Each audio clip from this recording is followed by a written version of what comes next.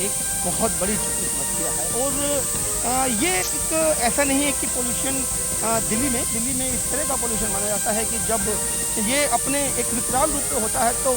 विदेशी सैलानी भी दिल्ली आते हुए घबराने लगते हैं। और ये घबराहट इस समय तो पूरे विश्व में कायम है कि सभी लोगों के मुंह पर मास्क आ गया। लेकिन दिल्ली में एक समय ऐसा होता है कि कोरोना के ना होते हुए भी लोगों के मुंह पर मास्क आ जाता है। और मैंने कई बार ये देखा कि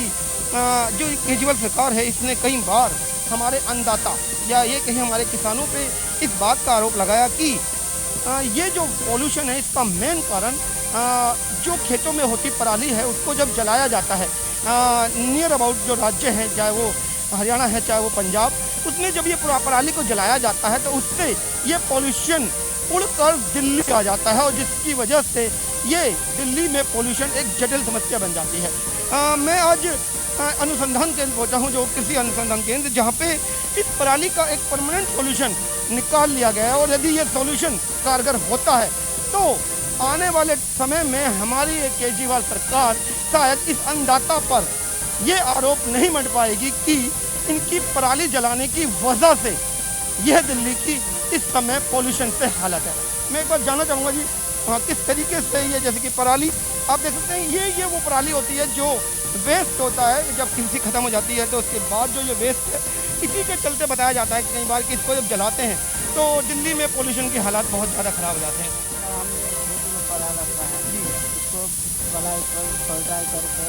उसमें दवाई छीट के पहले पानी पटाते हैं, उसको दवाई छीटने के बाद देखते हैं छीटने के बाद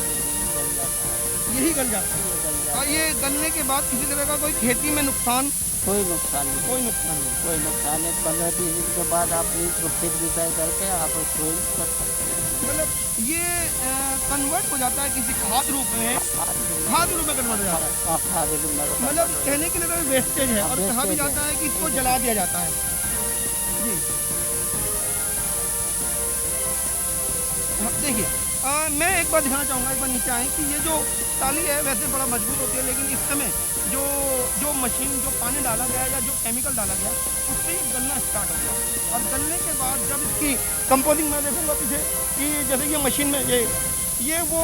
केमिकल लगा कर रखा गया है, केमिकल लगाकर इसको रखा गया है। और आप देख सकते हैं कि ये गलना स्टार्ट हुआ। आप देख रहे हैं कि इसका कलर चेंज हो रहा है, ये कलर जब चेंज हो रहा है ये इसी वजह से मैं चाहूँगा एक बार ये देखो, ये जो वो केमिकल्स है जो केमिकल इसके अंदर डाला गया उसके बाद ये गलना स्टार्ट, आज कहेंगे कि अभी कम समय हुआ है ये गलना स्टार्ट हो रहा है। उसके बाद जब आप उधर देखेंगे कि कंपोजिंग को मिट्टी के साथ जो ये खाद या पराली है उसको मिट्टी के साथ मिलाया जा रहा है। और उसके बाद सेकंड प्रोसेस, ये सेकंड वो स्टेज है जो कन्वर्ट होती है। उसके बाद ये थर्ड स्टेज है, इसके बाद ये ऐसी हो जाती है और उसके बाद फोर्थ। और आप देख रहे हैं कि ये वो मशीन है जिससे इसको बायोडाइवर्स किया जाता है या ये कहें कि इसको रूपांतरित करके खाद में कन्वर्ट कर दिया जाता है। और खाद जब ये बन जाती है तो आप देख सकते हैं कि जो ये वेस्ट है या जिसको एक बड़ी जटिल समस्या माना जा रहा था अन्नदाता के लिए, वो कन्वर्ट होकर खाद बन गई। और खाद का रूप जब उसने लिया तो ये मानिए कि जो इस समय समस्या थी वो अब खेती के लिए समाधान बन गई है। और जब समाधान के रूप में खाद के रूप में वो पराली आएगी तो दिल्ली की हालत सुधरेंगे। ये वो मशीन है जैसे कि खेत जो होते हैं उसमें कहीं ना कहीं कुछ इस तरह का कचरा भी आ जाता है, जैसे कि पन्नी मान लीजिए या अलग से कोई वुडन या कोई भी एक कचरा जब इसमें एक साग में मिक्स हो जाता है और इसको जब बायोडाइवर्स किया जाता है या ये कहें क्रशर से क्रश करके उसको मिक्स किया जाता है तो वो कचरे को निकालने के लिए भी एक समाधान इन्होंने विकसित किया कि जिसमें ये छान लिया जाता है। उसके बाद जो कचरा है उसको अलग, और जो खाद पराली जो मिट्टी के साथ मिलकर एक खाद का रूप ले चुकी है वो अलग हो जाती है। ये वो लास्ट प्रोसेस है जब मिट्टी इसके अंदर डाल दी गई है और उसके बाद जो छन्ने का प्रोसेस है वो यहाँ से स्टार्ट हुआ। और आप देख रहे हैं कि ये जो लास्ट है मैं चाहूँगा एक बार दिखाएं कि आप देख सकते हैं कि इसमें किसी भी तरह का कोई कचरा या नहीं, अरे खाद का रूप है। खाद मिट्टी तो नहीं कह सकते इसको पूरी तरह से, मिट्टी से मिक्स है, लेकिन जो पराली है वो क्रश होकर या केमिकल के साथ मिलकर गल कर उसने अपना एक खाद का जो रूप लिया है। वो खाद बनने के बाद आप इधर मैं घटाऊँगा एक बार देखें कि जो कचरा था इसमें कंकर पत्थर या पन्नी जो आप कह सकते हैं, आप देख सकते हैं कि जो कचरा था वो सारा कचरा निकल कर अलग कर दिया गया। तो एक बिल्कुल फाइन प्रोसेस है कि जो आज तक एक जटिल समस्या बनी हुई थी वो जटिल समस्या अब कन्वर्ट होकर एक खाद का रूप ले रही है। और शायद ये खाद उस किसान या उन अन्नदाता के लिए जिसके ऊपर बार बार आरोप लग रहे थे कि वो दिल्ली में पोल्यूशन के लिए जिम्मेदार है, उसने अपना सॉल्यूशन खुद ही निकाल लिया कि अब वो पराली के वजह से ये दिल्ली सरकार अन्नदाता के ऊपर आरोप नहीं मढ़ पाएगी कि पराली जलाने की वजह से दिल्ली में ये पोल्यूशन की हालात है।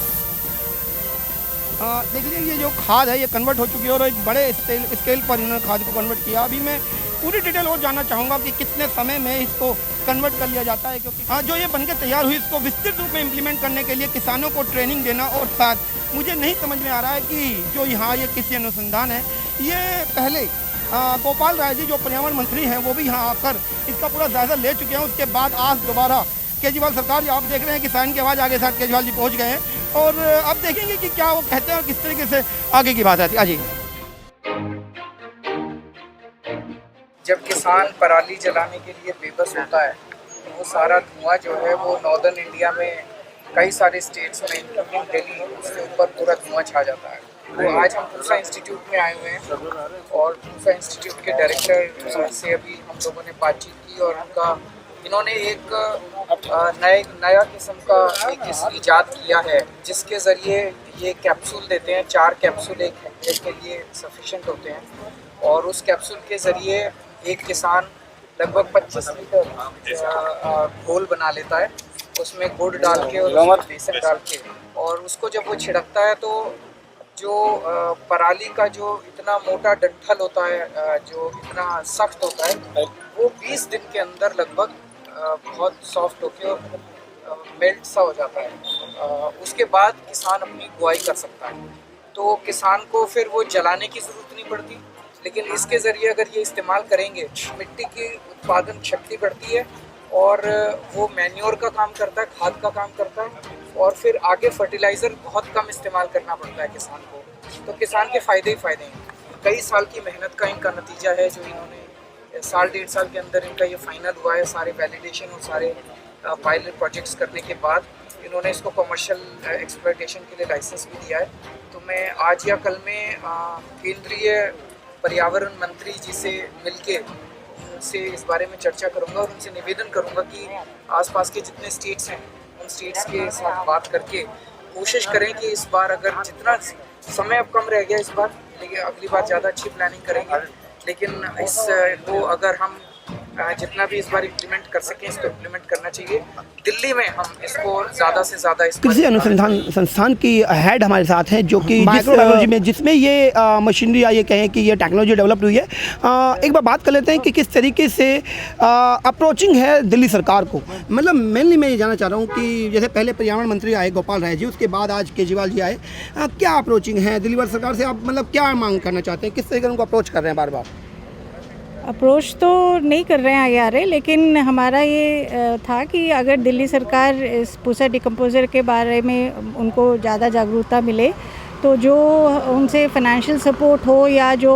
मॉरल सपोर्ट हो वो IRA को मिले। उससे क्या है कि हमारा ये पूसा डिकम्पोज़र आगे जितने फार्मर्स हैं वो, क्योंकि पूसा डिकम्पोज़र वो खुद लेना चाहती हैं दिल्ली सरकार हमारे नहीं, ये एक व्यापक स्तर है और मेरे ख्याल से पूरी इंडिया में या ये कहें पूरे देश भर में आई थिंक बहुत ही अच्छी एक वरदान साबित होगा, क्योंकि पराली एक समस्या थी और आज एक समाधान में आपने इसको बदल दिया है, इसको खाद कन्वर्ट पर कर दिया है। तो केवल और केवल दिल्ली सरकार को बार बार अप्रोच करना, जैसे मैंने बताया कि पहले प्रधानमंत्री आज मुख्यमंत्री हमारे पास नहीं, सिर्फ दिल्ली सरकार को नहीं, यूपी के सरकार लोगों ने भी कांटेक्ट करा था, पंजाब वालों ने भी कांटेक्ट करा है। ऐसी बात नहीं है कि सिर्फ दिल्ली सरकार ही कांटेक्ट कर रही है, लेकिन IRA का हमारा ये मोटो है कि जितना से जितना हम इसको पूसा डिकम्पोज़र के बारे में अगर फार्मर्स को ज़्यादा से ज़्यादा पता चले और वो हमारी ये पूसा डिकम्पोज़र को यूज़ करे तो उससे जो भी हमारी पराली की समस्या है वो उसका समाधान हो सकता है। अच्छा, मैंने कहा क्या रिजल्ट लगा रहा है कि पहले जैसे गोपाल राय जी आए, आज भी गोपाल राय जी साथ में थे लेकिन कुछ बोले नहीं, और आज मुख्यमंत्री हमारे केजरीवाल जी हमारे साथ थे, क्या लास्ट में क्या लग रहा है आपको? तो उनका ये हमें तो यही लग रहा है कि वो पूसा डिकम्पोज़र हमारे संस्थान से लेंगे, कोई ना कोई तकरीबन कोई अप्रोच लेंगे या कोई प्रोग्राम के बारे में सोचेंगे, कोई स्कीम निकालेंगे इसके बारे में जिससे कि पूसा डिकम्पोज़र दिल्ली सरकार ले और वो फार्मर्स को डिस्ट्रीब्यूट कर पाए। अच्छा, एक बात मैं और जानना चाह रहा हूँ कि अन्नदाता जो फार्मर है उसके ऊपर ये दिल्ली सरकार बार बार आरोप लगाती रही है कि इसकी वजह से दिल्ली में पोल्यूशन, आज मास्क कोरोना की वजह से, लेकिन ये मास्क दिल्ली में पहली बार नहीं बिक रहा है, पहले पोल्यूशन की वजह से ये मास्क लोगों के चेहरे पर था। और ये मास्क पोल्यूशन से ज़्यादा आज के डेट में जो कोरोना का भय है उसकी वजह से है। हाँ, नहीं लेकिन मैं वही कहना चाह रहा हूँ कि ये मास्क दिल्ली जैसे शहर में पहले भी बिकता था, कारण उसका पोल्यूशन और उसका जो आरोप मंड देती थी दिल्ली सरकार, वो अन्नदाता हमारे किसान के ऊपर मंड देती थी। तो मैं ये जानना चाह रहा हूँ कि यदि ये डिकम्पोजर आपने जो बनाया, कम से कम इतना तो दिल्ली सरकार को जता दिया कि आज के बाद फार्मर को कुछ कहने की ज़रूरत नहीं है। जी, ये तो है, आज के बाद फार्मर्स को हम नहीं दोषी दे सकते, क्योंकि उनके लिए सबसे ज़रूरी ये है कि उनका खेत जो है खाली हो जाए अगले क्रॉप की बिजाई के लिए। और अगर उसको हम एक इको फ्रेंडली टेक्नोलॉजी देकर उनका समाधान कर सकते हैं तो मेरे ख्याल से फार्मर भी ये हो जाएगा कि हम इसको जलाएं ना और इसको हम डिकम्पोज करें, और जो भी उसके यदि आने वाले समय में ये जो पोल्यूशन की समस्या है दिल्ली में जस की तस रही तो दोषी कौन रहेगा? हमेशा ये कहा गया है कि पराली जलाने की वजह से ही प्रदूषण है, लेकिन पराली जलाने का एक प्रदूषण की समस्या सिर्फ पराली जलाने से ही नहीं है। जितना कंस्ट्रक्शन चल रहा है या जितना व्हीकलर ट्रैफिक है, जितना साउंड पोल्यूशन है, वो सब भी इसके कारण है। पराली जलाने का सिर्फ वो के वजह से ही ये पोल्यूशन नहीं है, लेकिन हाँ, कुछ हद तक पराली जलाने की वजह से पोल्यूशन में जो इंक्रीज़ हो रहा है, एटलीस्ट उसको हम कर पाएँ, कम कर पाएँ, तो वो भी एक बहुत बड़ा अचीवमेंट होगा। चलिए, पॉल्यूशन तो बना रहेगा और दिल्ली में ये पॉल्यूशन की समस्या जस की तस शायद आने वाले जो ये सर्दी का सीज़न है, मोस्ट ऑफ देखा जाता है दिवाली के बाद, पहले दिवाली पे दोषारोपण, उसके बाद अन्नदाता किसान पे दोषारोपण, और अब शायद किसान का जो दोषारोपण है वो तो रुक पाएगा, कारण कि आज इस किसान ने अपने लिए जो समस्या थी उसको समाधान में बदल लिया है। मैं अजय जैन, लीड दिल्ली के लिए वीडियो जर्नलिस्ट कंचन के साथ।